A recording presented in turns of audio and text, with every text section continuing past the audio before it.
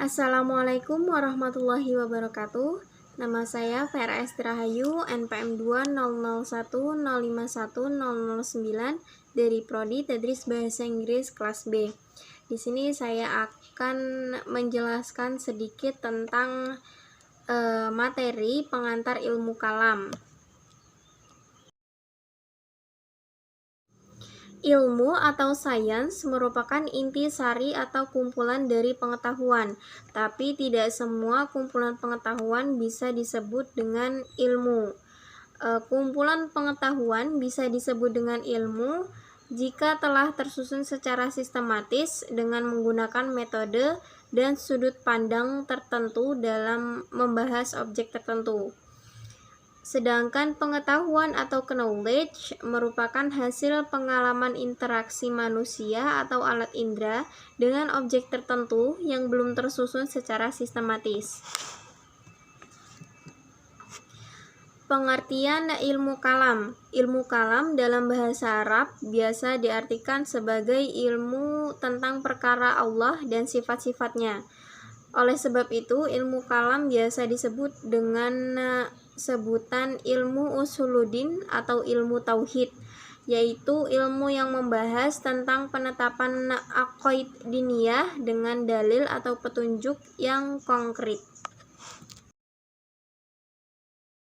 Al-Farabi mendefinisikan ilmu kalam sebagai disiplin ilmu yang membahas zat dan sifat Allah beserta eksistensi semua yang mungkin, mulai dari masalah dunia sampai masalah sesudah mati yang berlandaskan doktrin Islam. Sedangkan menurut Ibnu Khaldun, ilmu kalam itu adalah ilmu yang digunakan untuk membahas keyakinan-keyakinan iman dengan keterangan-keterangan akal, serta mengemukakan alasan-alasan untuk menolak paham-paham keyakinan mereka yang bertentangan dengan keyakinan golongan salaf dan ahli sunnah. Ilmu kalam atau teologi Islam adalah ilmu yang membahas aspek ketuhanan dan segala sesuatu yang berkaitan dengannya secara rasional. Penamaan ilmu kalam. Nah, jadi ilmu kalam ini banyak sebutannya. Bisa disebut dengan ilmu usuluddin, ilmu tauhid, ilmu akidah, atau teologi Islam. Ilmu usuluddin, usul jamak dari asl adalah dasar. Karena itu usuluddin yaitu diartikan sebagai dasar-dasar agama. Dalam Islam yang paling mendasar adalah syahadat yang mencakup Allah Subhanahu wa taala dan Nabi Muhammad SAW. Karena itu ilmu usuluddin mendalami segala hal tentang Allah dan Muhammad. Ilmu kalam. Kalam berarti pembicaraan yang bukan pembicaraan, tetapi pembicaraan yang menggunakan logika, yaitu sebuah metodologi berpikir atau metodologi dialog. Karenanya lebih tepat diartikan diskusi, alasan, ataupun debat. Kalam berasal dari kata kalm yang berarti luka atau cacat karena berpegang pada argumen rasional daripada wahyu. Karena itu ada yang terasa kurang. Dinamakan kalam karena mempelajari ilmu ini harus dengan kalam dan para pakarnya disebut mutakalimun. Ilmu tauhid. Tauhid berasal dari kata wahada yang artinya mengesahkan. Tauhid artinya pengesaan, karenanya ilmu tauhid adalah ilmu yang membahas segala hal tentang Allah Subhanahu wa taala dalam rangka mengesahkannya. Ilmu akidah atau aqaid. Aqaid adalah jamak dari akidah yang artinya dogma. Karena itu ilmu akidah adalah ilmu yang mempelajari dogma-dogma Islam.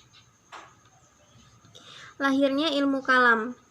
Ilmu kalam lahir dalam tradisi intelektual. Tradisi intelektual merupakan upaya yang dilakukan oleh masyarakat beragama untuk menemukan permasalahan-permasalahan yang berkaitan dengan akal dalam masyarakat tertentu dan mencoba menyelaraskan hubungan antara akal dengan apa yang disebut dengan wahyu. Ilmu kalam erat kaitannya dengan lahirnya skisme dalam Islam. Karenanya asal mula persoalan kalam bisa ditelusuri hingga terbunuhnya Khalifah III Utsman bin Affan.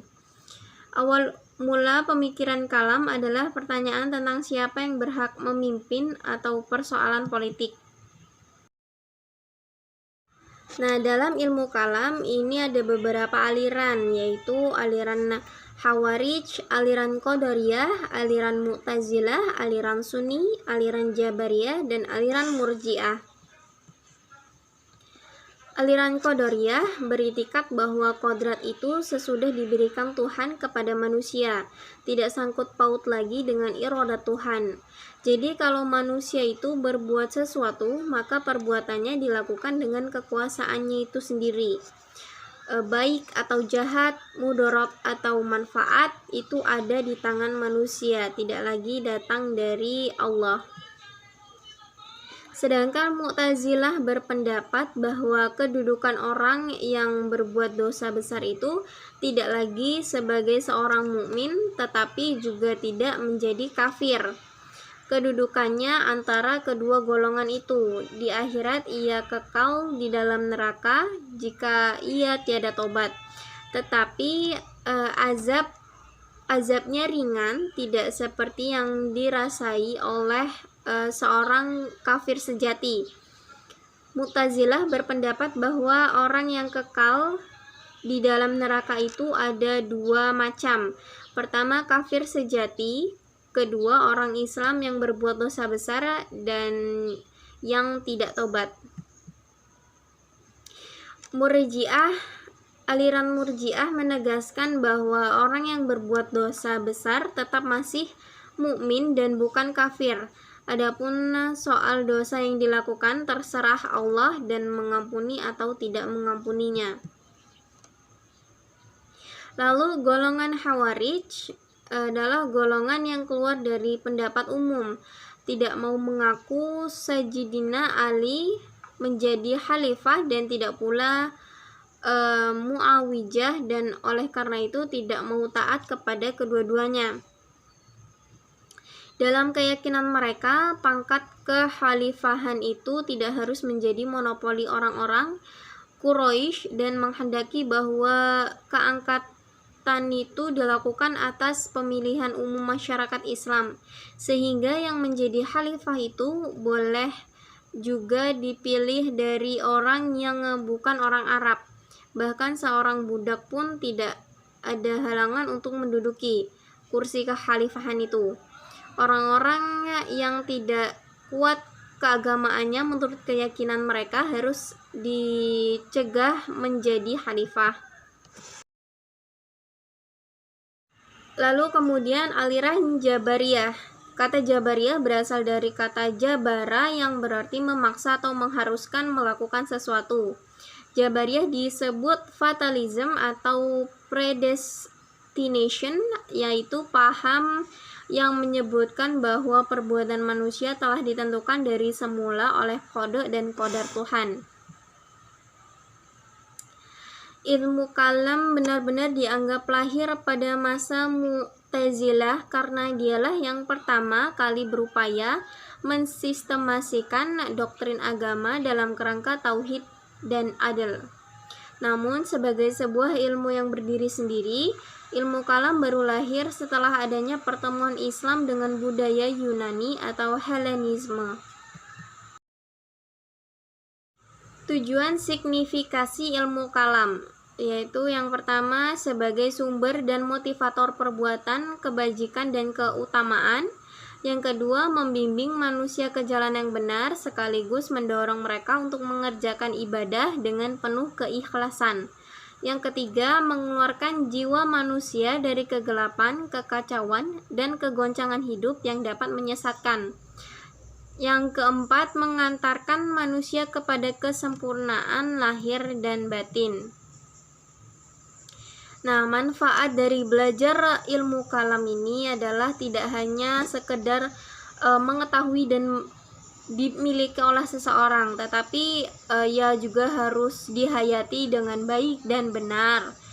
Kesadaran seorang akan tugas dan kewajiban sebagai hamba Allah akan muncul dengan sendirinya. Hal ini nampak dalam hal pelaksanaan ibadah, tingkah laku, sikap, perbuatan, dan perkataannya sehari-hari.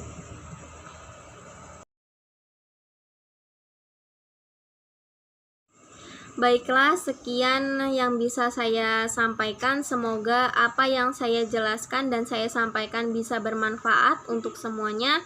Saya mohon maaf apabila ada kesalahan dalam saya menyampaikan materi. Saya akhiri. Wassalamualaikum warahmatullahi wabarakatuh.